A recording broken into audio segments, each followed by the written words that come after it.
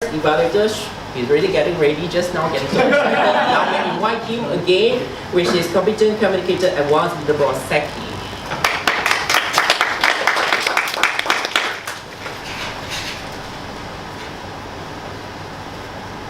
Thank you, Mr. General Evaluator. Listening to VU's speech is likened to eating something called the onigiri, a Japanese rice dumpling.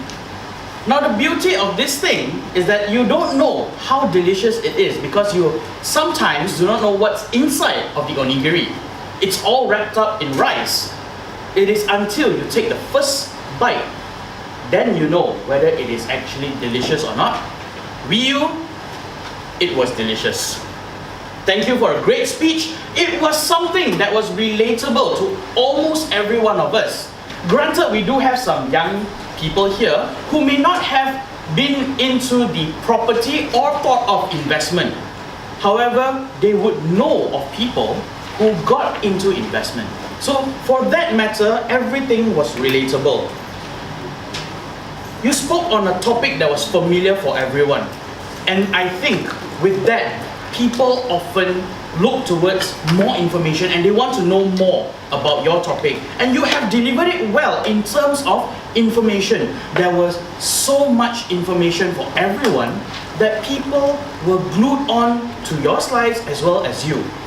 However, there would be some things that I would like to suggest to burgeon your skills. Take for example, simple things like the laser pointer. We do notice that your hands were a little bit nervous because it was shaking. Now, for this type of tools that you use, perhaps you would not want to circle, but just point. Because when you point, it will be a little bit more stable and at least it will not run everywhere. What has happened is when you were showing on the screen, it kind of overlaps into other points as well, and therefore sometimes we may confuse and say, is he pointing to this or talking about that? So one minor note, just point. It not necessarily means that you have to circle.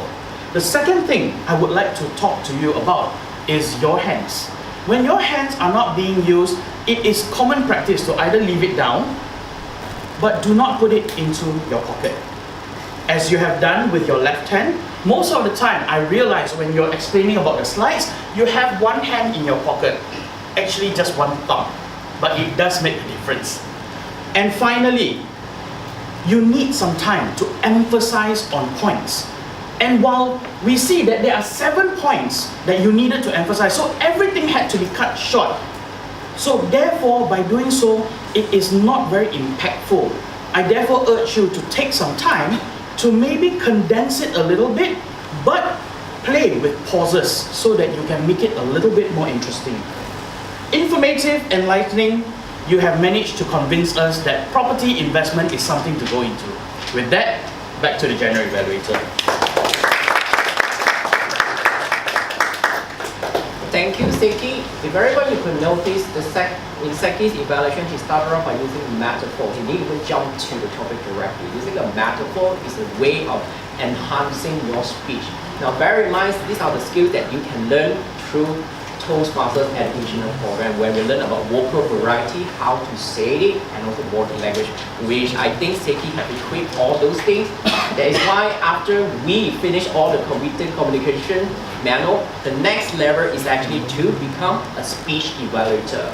It's for you to leverage on what you have learned from the fundamentals of communication and then apply it into evaluation. So well done, Seki, for that. Just a note, I'm very sensitive in terms of the negative words usage, so try to avoid using words like however, so it's something not that good.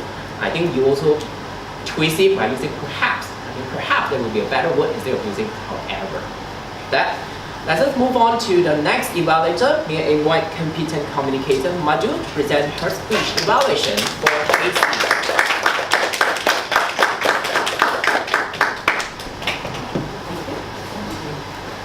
Good evening. Good evening. Thank you, Toastmaster Tan Pap Chung, for a speech which I thought was relevant for all. informative, and indeed convincing, which was the core objective of the speech. The three things that I would really like to highlight for the benefit of all and for you to further improve are, first of all, the structure, impeccable. You had a clear opening, 3 supporting points, and a clear conclusion. And each of the supporting points had a problem, a solution, and a call for action. For example, problem of allocating our time, important, especially in this rushed world.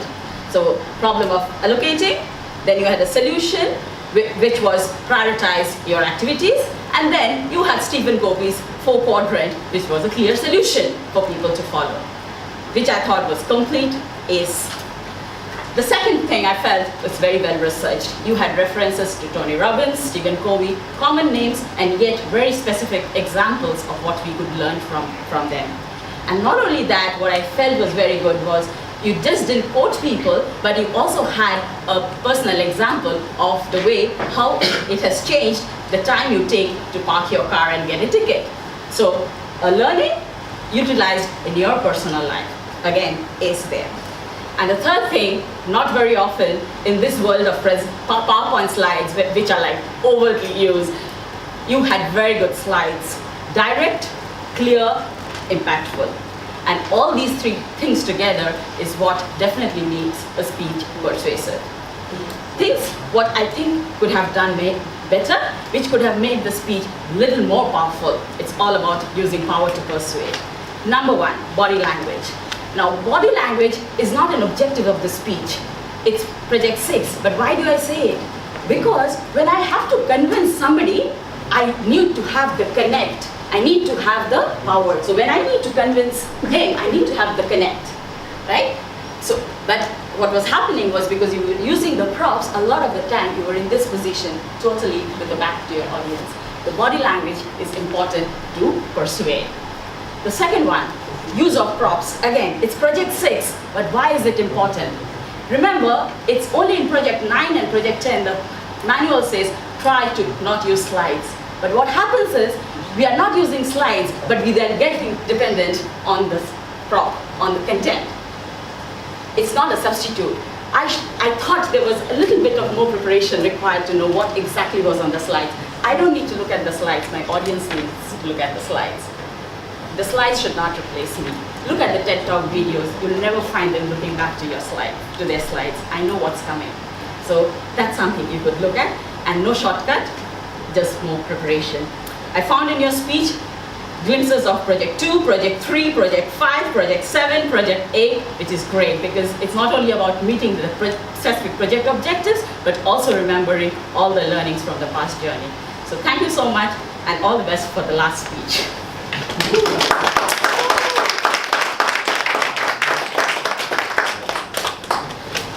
Thank you, Mother.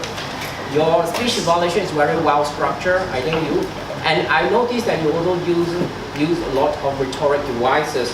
One, for example, you have a problem statement, you have a solution, and then later on you keep on emphasizing direct, clear, impactful, direct, clear, impactful. Now, this kind of skills not only apply to a speaker, which I mentioned before, is also applied to your evaluation, which I think Madhu, you leverage it very well on that.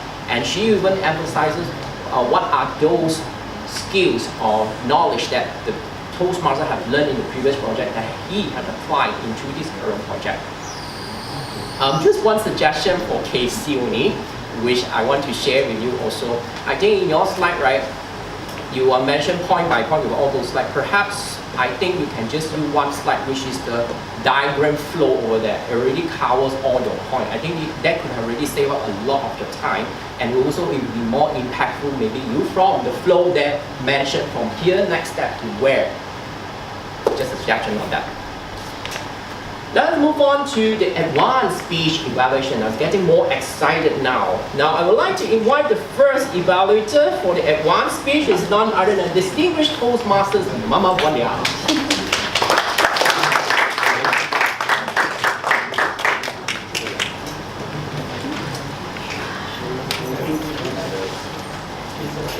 Thank you, General Evaluator. Mr. Timer, you can just give me 30 seconds. Before I start. Fellow Toastmasters, I I have been wanting to come to this mad, make a difference Toastmaster Club since the time it was chartered 2.5 years ago. I was the division governor then, I think, of Division E, and I've heard about you. Finally, it gives me great honor and privilege that your president, your current president, brought me here, and he bought me the food, which I haven't eaten yet, and he gave me the biggest privilege to be his evaluator. So, a round of applause to your club president. Now, that doesn't mean that I'm going to be light with you, darling. Thank you, Mr. Tiny. This is an advanced speech. An advanced speech means it is a level higher than any of the competent communicator manual or projects. And as an evaluator, we tend to look at it into more detail and more finesse and more style. It is very unusual to come across 3 different speakers saying the same story, repetition, but I'm very lucky. I'm the first one to hear it. So I could view it in a very beautiful aerial view, so to speak. Area Director, Club President at the time. I should tell Logendran and Simbok San that they have to watch out because Editan is coming to steal the district competition contest one day. Next time. Next one, district chair. What do you have, which I find are your strengths?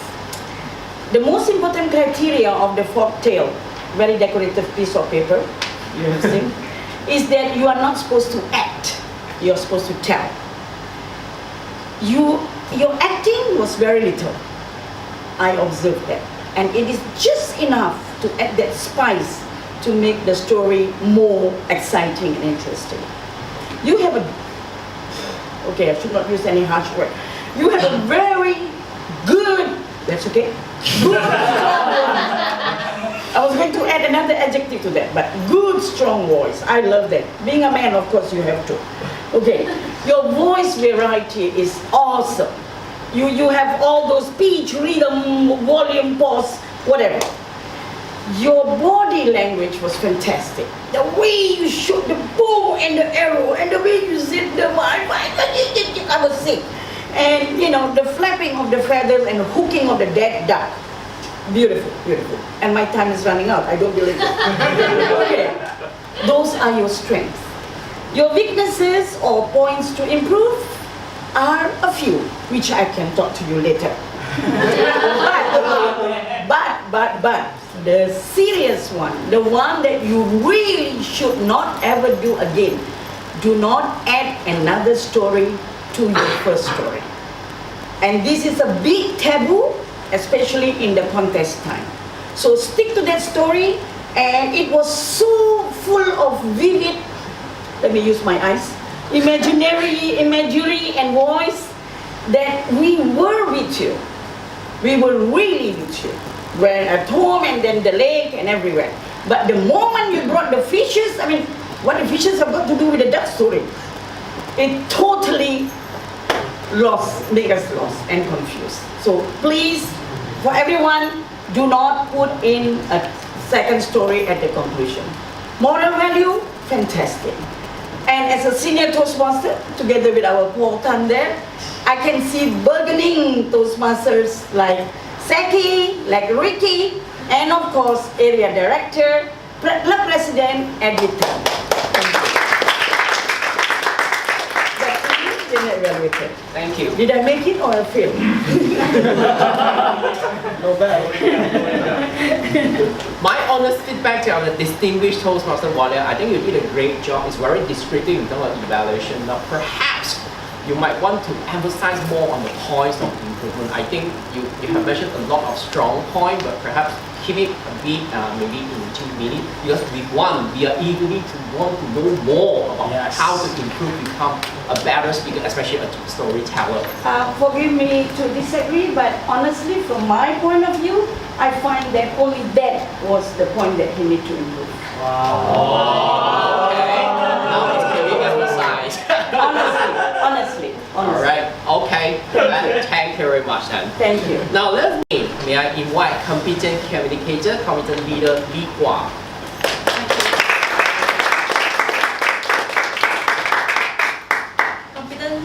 Competent communicator, competent leader, Joanne Yong. I'm very happy that you give me this opportunity to evaluate you. I've been seeing you quite a while, and it's been like 6 months I've not seen you since quite some time ago. And I've seen beginnings from your Toastmaster journey from before until now. And I feel that it's like tremendous wow for me to see and watch you growing, and the way you present your advanced speech. Really admire that, and that made me think that I should go for it as well. What really made me attracted to your presentation is that you come in a very different setup of voice when you came into speech. That's where I feel that at once you bring me back to my little girl time of the big, like going to the big stories times, where a mother very lovingly tell the story to their children. And I guess, and I suppose, this is the setup that you have for the audience, because the objective of the speech is about telling a folk story that is entertaining, enjoyable, and specific age group. I believe that you're speaking to a child, because by using the voice, which is really soft and gentle, and is very touching and loving voice. Then in terms of vivid imaginary and also voices to enhance the speech, you actually met the criteria on the technique that you're using on tempo, rhythm, inflections, pause, volume, and also your vocal variety as well, where you're able to mimic the voice of the wife, the samurai, even the feeling and emotion as well, when the person feels sad, repentance, and anger. Confusing whether they want to do or not to do. So you're able to bring that out. If I close my eyes, I will be able to imagine that scenario when you say that when the glass is tall, they hide behind the tall grasses, and then waiting for the hunts. And that really brings me to that scenario. And when the warrior trying to decide whether to shoot or not to shoot the duck, and that gives me also another vivid imaginary as well. Very well done on that part. In terms of vivid imaginary, I believe that they can be improved further by using more vivid imaginary words. For example, when you say that the samurai shoot on the heart of the duck, if you can add on, you saw the blood coming out from the heart, red color blood dripping, and then he hold the duck up. That will actually bring the vivid imaginary. And thank you for the closing, very loving and romantic, and also good moral in it. Thank you very much for the nice presentation.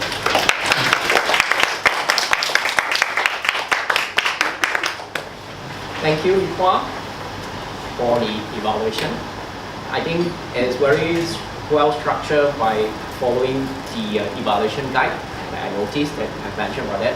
But bear in mind, because I was sitting there, beware of the timing as well, because more than 2.5 minutes you are mentioning about the strong point, but you only leave a little space for the points of improvement, and which I feel your evaluation at the end a little bit abrupt. I believe you have more to say. So later on, the speaker, you might refer to Li Hua for more suggestions for improvement.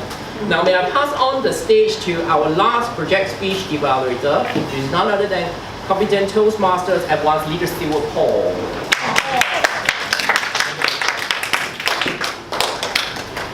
Thank you. We had 3 stories and 2 evaluators. I'm the last But I must Save the say, best for the last. I'm not going to be gentle about it because this is an advanced speech. Yeah. I want to follow exactly what is being mentioned. You are speaking to an age group. None of you mentioned to which group. Are you talking to a child or talking to an adult? So that is one thing he's saying. Number two is, you must use vivid imagination and voice. But I see all of you acting it out. I would say the story is interesting, but as far as the objective is concerned, most of you acted it out. I would say that I would suggest the best way is, this is storytelling, not story acting. So you put a chair here and you sit down, if possible off the light so nobody can see your face. Features in your CC menu, but the vocal variety. So this what I call objective is actually your voice, your vocal variety, your tone. I would say that three of you tell the same story. You can act it out. You say, yeah, yeah. The wife say, my darling, I'm hungry. The husband say, oh, let me give you some food. I'm going to go to hunt for you. You must dramatize it in the voice way, not in the body way. So you just say like that, but I close my eyes to listen to you, all of you, because this is supposed to be subjective. So vocal variety and tone is very important. But I think that the story don't make sense, you know. The wife is so hungry, baby is hungry, you hunt the thing, you see your hair getting up at the thing. That is what you're acting it out. And you don't feed the baby, and you don't feed the mother didn't feed the baby, you didn't feed the child. So it's a terrible story. So I would say, you know, that you must think of a story which are meaningful. So I would say that really, you know, I say like this, so you must use vocal variety and really dramatize it. You can even say that you cook it and then you regretted it. Oh, what a story. And when the duck come back to look for the duck, and you quack, quack, quack, quack, it was a morning call. Example. So I say, ladies and gentlemen, I will say that I'm sorry if I need to be so crude or so direct about it. I say this topic, this project is not easy because it's about telling story, not acting story. So I would say the three of you think of it, don't act it out, speak it out, and do it again one more time. Say another object. Close off the light, sit on the chair and talk, and see what will happen. Say, I will say, over to you.